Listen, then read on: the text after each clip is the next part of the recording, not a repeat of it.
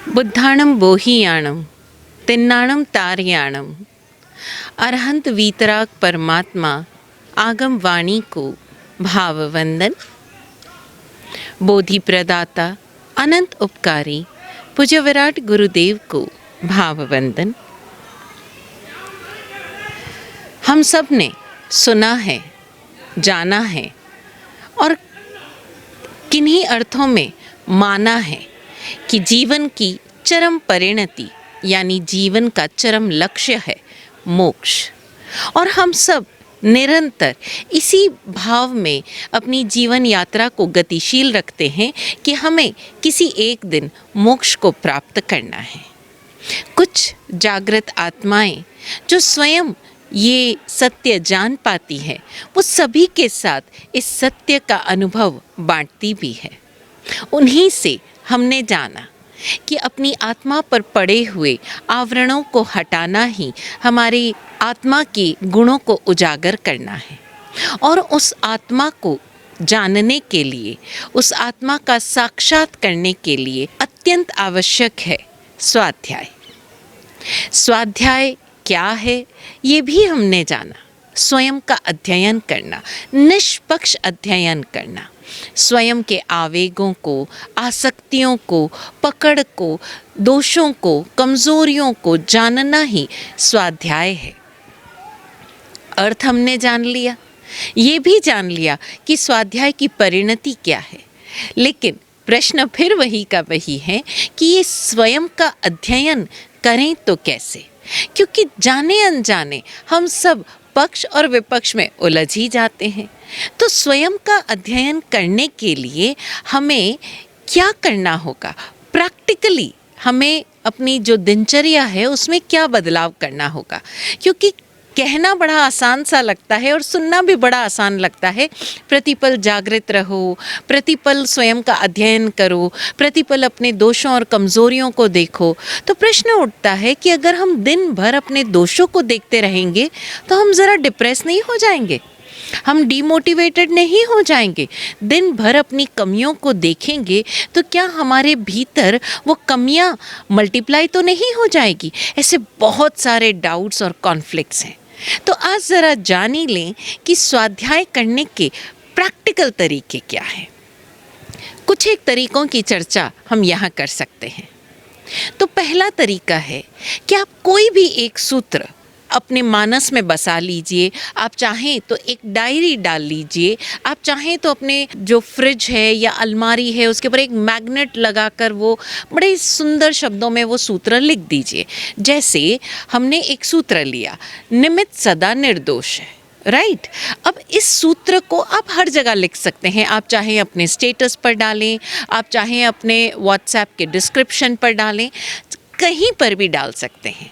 अब ये सूत्र प्रतिपल आपकी टकोर में रहे। जब भी आप कोई निर्णय ले रहे हैं तो बैक ऑफ द माइंड याद रहे, निमित्त सदा निर्दोष। आपका जो डिसीजन है वो कहीं किन्हीं भी निमित्तों से प्रभावित तो नहीं है, इन्फ्लुएंस तो नहीं है। आप कुछ रिएक्ट करने वाले हैं, किसी ने आकर आपको कुछ कहा, आपको आवेग आया, आप एग्रेसिव हो गए, आप रिएक्ट करने वाले हैं। फिर ध्यान रहे, निमित्त सदा निर्दोष। आपके जहाँ जहाँ हो, यहाँ तक कि आप चाहें तो अपनी कंप्यूटर स्क्रीन पर, अपनी डायरी के टॉप पर ये एक सूत्र लिख कर रखें और इसी एक सूत्र पर काम करते जाएं। पूरा दिन हो गया, आप बहुत जगह पर अटेंटिव रहे, बहुत जगह पर जागृत रहे, निमित्त सदा निर्दोष, आपके रिएक्शंस 10% कम हुए। रात को सोने से पहले अपनी वही एक डायरी जो हमेशा आपकी पॉकेट में रहे उसे निकाल कर रखिए और ध्यान दीजिए कि आज मैंने दिन भर में कितने निर्णय लिए, कितनी चॉइसेस की, कितनी जगह रिएक्ट किया और यहाँ पर कहाँ कहाँ मैंने निमित्त को निर्दोष नहीं माना, कहाँ कहाँ मैंने निमित्त को ब्लेम किया। क्योंकि हम बोलते ज़रूर हैं, थ्योरेटिकली मानते भी हैं, सही भी कहते हैं निमित्त सदा निर्दोष, पर जब बारी आती है चुनाव करने की, जब बारी आती है रिएक्ट करने की यानी प्रतिक्रिया देने की, जब बारी आती है चुनाव करने की और निर्णय लेने की, तब हम बार बार क्या करते हैं, निमित्तों के कारण प्रभावित हो जाते हैं, और ना सिर्फ प्रभावित होते हैं, अपनी प्रतिक्रिया को भी निमित्तों से इन्फ्लुएंस होकर अपना निर्णय ले लेते हैं।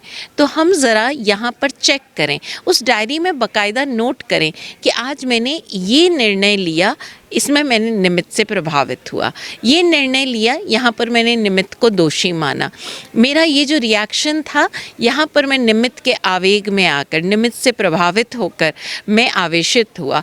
इस तरह से पूरी डेली डायरी मेंटेन करें। अब डायरी मेंटेन करना काफ़ी नहीं है, जो डायरी का आपका लेफ़्ट पेज है उस पर अगर आप ये निर्णय लिख रहे हैं, उसी समय दूसरे पेन की स्याही से, यानी स्याही बदल कर वापस लिखिए कि इन सिचुएशंस में, इन परिस्थितियों में निमित्त निर्दोष है, ये जानकर अगर आपको निर्णय लेना होता तो आप क्या लेते। जैसे टीचर एक कॉपी चेक करते हुए गलतियों को सर्कल करती है ना, बिल्कुल वैसा ही हमें करना है। हमें क्या करना है, ये ध्यान रखना है कि कहाँ कहाँ पर हमने निमित्त को दोषी माना और निमित्त से आवेशित हुए, उन प्लेसेस को सर्कल करके वापस करेक्शन राइट हैंड साइड में लिखिए। ये आप सप्ताह भर की ये प्रैक्टिस करें, आप देखेंगे कि आपके भीतर ये एक सूत्र इतनी गहराई से उतर जाएगा और आप स्वयं को देखने लगेंगे, स्वाध्याय करने लगेंगे। दूसरा तरीका है कि आप जिन्हें गुरु का दर्जा देते हैं या जिन्हें आप गुरु रूप देखते हैं, उन्हें आप कह कर रखें कि गुरुदेव, मैं जब जब अपनी भाषा में, अपने व्यवहार में, अपने निर्णय में मैं आवेशित हो जाऊं तो कृपया मुझे टकोर देवें। गुरु हो, मेंटर हो, आपका कोई गाइड हो, चाहे आपके पेरेंट्स हो, ऐसा कोई भी व्यक्ति जो आपको महसूस होता है कि वो निष्पक्ष होकर, न्यूट्रल होकर, बिल्कुल तटस्थ होकर मुझे मात्र मेरी गलतियों की याद दिला सकता है या मेरी गलतियों पर टकोर दे सकता है और मुझे सही होने में मददगार साबित हो सकता है, उन लोगों को आप ये जिम्मेदारी देकर रखें कि जब कभी ऐसा हो तो मुझे टकोर दें। वो व्यक्ति जब आपको टकोर देगा तब आप स्वयं का निष्पक्ष अध्ययन करके अपनी उस कमी और गलती को ठीक कर सकते हैं। ऐसे में कई बार आप गुरु अगर साक्षात रूप में मौजूद ना भी हो, लेकिन आप अपनी प्रार्थना में सदैव ये प्रार्थना करते रहें, हे गुरुदेव, जब भी मुझसे कुछ भी गलती होने वाली हो तो कृपया मुझे टकोर दें, मुझे सही रास्ता दिखाएं। और गुरु आपको सृष्टि के किसी न किसी संकेत के द्वारा आपको वो टकोर ज़रूर देंगे। आपको ज़रूर ऐसे घटनाएं आपके सामने आएगी या कुछ ऐसा कुछ होएगा कि आपको समझ में आएगा कि आपको ये कार्य नहीं करना है। स्वाध्याय का ये भी एक तरीका है कि आपके सामने जब जो घटनाएं आएगी सृष्टि के निमित्त स्वरूप, आप उन क्षणों में स्वयं का अध्ययन कर पाओ। ये मात्र सिर्फ इस एक सूत्र के लिए नहीं है कि निमित्त सदा निर्दोष। कोई भी सूत्र जब ऐसा आएगा तब घटनाएं अपने आप आपके सामने ऐसे आकार लेंगी जिससे आप स्वयं का अध्ययन कर पाएं, निष्पक्ष अध्ययन कर पाएंगे आप। इसी तरह से आप चाहें तो बैठकर, जो जैन दर्शन में प्रभु महावीर द्वारा सुझाया गया तरीका है वो है, जो आवश्यक के रूप में कहा गया है, वो है प्रतिक्रमण। आप रोज़ाना रात को सोने से पहले अपना प्रतिक्रमण अवश्य करें, उन पूरे 6 आवश्यकों से गुजरें और ना सिर्फ प्रतिक्रमण करें, साथ में प्रायश्चित भी करें। जब आप अपनी कमियों और कमज़ोरियों, दोषों और अशुद्धियों के लिए प्रतिक्रमण कर प्रायश्चित ग्रहण कर पाएंगे, तब जाकर आप अपने आप का अध्ययन कर पाएंगे, हर स्थिति में खुद को जान पाएंगे। और प्रायश्चित जब आप करेंगे तब वो संकल्प आपको उस दोषों से दूर रहने में मददगार साबित होगा। इस तरह स्वाध्याय करने के बहुत सारे तरीके हैं। अगर आपको फिर भी कहीं अपनी गलती नहीं समझ में आ रही है तो आप निरंतर जब सूत्रों का, शास्त्रों का या कोई भी ऐसी ज्ञान वाणी का, आगम वाणी का अध्ययन करेंगे तो उसमें आपको अपने आप को टटोलने के लिए, देखने के लिए कोई एक सूत्र मिल जाएगा। जैसे ये एक भाई साहब को मिला, इन्होंने एक सूत्र अपनी ज़िंदगी में रट लिया, अच्छा हुआ भला हुआ। एक बार की बात, वो भाई साहब अपने दुकान पर बैठे हुए थे कि अचानक से उनकी जो नौकरानी है वो दौड़ते हुए से आई। जो भाई साहब थे उनका घर और दुकान एक ही जगह था, मतलब उनका जो ऑफिस कह लो, वर्क प्लेस कह लो, शोरूम कह लो, दुकान कह लो, जो भी कह लो, वो और उनका घर एक ही जगह पर था। काफ़ी रेप्यूटेड फैमिली थी।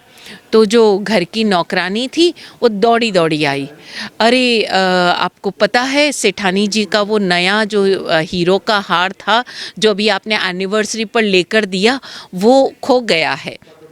ना तो उनके लॉकर में है, ना उनके घर में है, कहीं नहीं है और बड़ी परेशान हो रही है।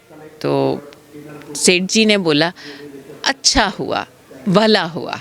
उस समय सेठ जी के एक रिश्तेदार वहाँ बैठे हुए थे, बड़ा चौंके, बोले सेठ साहब, ओ नौकरानी ने कहा है कि आपने वो जो लाखों का हार गिफ्ट किया है वो खो गया है और आप कह रहे हो अच्छा हुआ भला हुआ।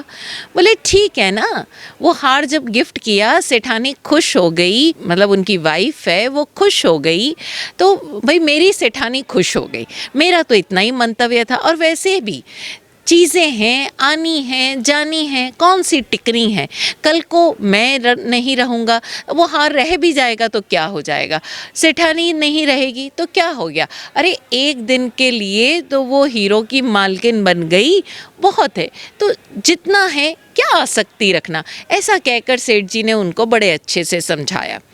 जब समझाया तो रिश्तेदार भी बोला कि अच्छा सही बात है, ये भाई साहब तो बड़े अपरिग्रही है, किसी चीज़ से कोई मोह नहीं, कहीं कोई खुशी नहीं, ठीक है ना, कोई दुख भी नहीं, वरना लाखों का हार खो जाए तो दुनिया ऊपर से नीचे हो जाती है। लोग पता नहीं क्या क्या दिखाएंगे, कुंडली दिखाएंगे, कहीं पुछवाएंगे, अरे अरे आप बताइए ज़रा मेरा ये हार खो गया, किसने लिया है। पहली बात तो किसी न किसी पर ब्लेम ही जाएगा कि ज़रूर किसी ने चुराया होगा, भले ही वो खुद से रखने में भूल हो गई हो, लेकिन ब्लेम ज़रूर जाएगा, ज़रूर उसने लिया होगा, फलां ने लिया होगा, ऐसा हुआ होगा, वैसा हुआ होगा, क्योंकि खुद की गलती कभी नज़र नहीं आती। खैर सेठ जी तो बड़े आराम से, जो भाई साहब थे वो बड़े आराम से अपने मित्र के साथ, उस रिश्तेदार के साथ बातें बातें करने लग गए। थोड़ी देर बाद वो नौकरानी फिर से दौड़ी दौड़ी आई, पता है भाई साहब वो जो हार है वो मिल गया। भाभी जी तो बहुत ही खुश हो गई, बहुत ज़्यादा, आखिर वो सही सलामत मिल गया। वो भाई साहब फिर बोले, अच्छा हुआ भला हुआ। अब तो रिश्तेदार और चौंक गया, बोले ये क्या भाई साहब, अभी थोड़ी देर पहले तो आप कह रहे थे कि अच्छा हुआ भला हुआ जब वो हार खो गया, अब जब मिल गया तब भी आप कह रहे हो अच्छा हुआ भला हुआ। बोले ठीक है ना, वो हार मिला, अब मेरी सेठानी खुश हो गई, उसकी फ्रेंड्स खुश हो गई, बच्चे खुश हो गए, घर की नौकर नौकरानियाँ खुश हो गई, चलो उन पर जो एक शक का कीड़ा था या शक का जो कांटा अटका था वो भी दूर हो गया, और क्या चाहिए, चारों तरफ खुशी है, बढ़िया है, अच्छा हुआ भला हुआ। अब उस रिश्तेदार को बात समझ में आई कि सेठ जी कितने निर्लिप्त व्यक्ति हैं, और सही है, ऐसा ही हमें भी करना चाहिए। हमें देखना होगा कि हम जो एक सूत्र अपना रहे हैं वो हमारे जीवन में किस तरह से हम लागू करते हैं, वाकई लागू करते हैं या बोलने के लिए बोलते हैं अच्छा हुआ भला हुआ। क्योंकि हम सब डायलॉग्स देने में बड़े माहिर हैं, हम वो सब संवाद रट लेते हैं। किसी को सांत्वना देनी हो तुरंत हम बोलेंगे अरे माया तो आनी जानी है, पैसा तो हाथ का मैल है, लेकिन खुद का एक 10 रुपए का नोट भी चला जाएगा हम बड़े तिलमिला जाएंगे। आखिर गया तो गया कहाँ, हम सारा ऊपर नीचे कर देंगे, न जाने कितने लोगों पर दोषारोपण कर देंगे। लेकिन वो जो सूत्र हमने बोला था कि भाई पैसा तो हाथ का मैल है, माया तो आनी जानी है, वो खुद पर लागू नहीं होगा। तो हमें ध्यान देना है, हमें स्वयं का अध्ययन करना है, और जब हम स्वयं का अध्ययन करेंगे तो हम पाएंगे कि जैसे जैसे हम निष्पक्ष होते जा रहे हैं, हम तटस्थ होते जा रहे हैं, वैसे वैसे हम ज़्यादा आनंदमय होते जा रहे हैं। एंग्शियसनेस, जिसको हम एंग्जाइटी कहते हैं, उतावल, ये डिप्रेशन, ये सब अपने आप चले जाएंगे। इनको दूर करने के लिए आपको कोई विशेष मेहनत नहीं करनी होगी, क्योंकि जब हम स्वयं का अध्ययन कर पाएंगे तो हम जान पाएंगे कि ये सारी जो बीमारियां हैं, so called nervousness, anxiety and depression and mental negative thoughts and everything, ये सिर्फ और सिर्फ हमारे मन का खेला है।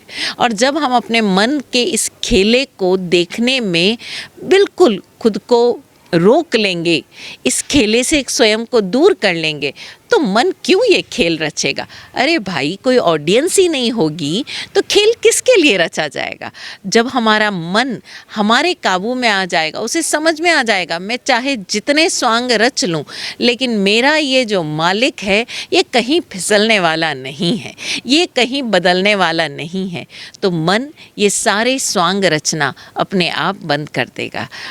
यही है सही अर्थों में स्वाध्याय। तो आज से हम चाहे जिस तरीके से आप चाहें तो अपना कोई नया तरीका स्वाध्याय का अपना सकते हैं। अगर आपको और कोई नया तरीका नज़र आए तो आप सभी के साथ शेयर ज़रूर कीजिए। हम सब स्व अध्ययन के लिए तैयार हो जाएं और आने वाले समय में हम अपने मालिक आप बन जाएं, अपनी आत्मा के चरम लक्ष्य को उपलब्ध हो जाएं, इस जीवन के चरम मंगल को उपलब्ध हो जाएं। यही सद्भावना। ओम शांति।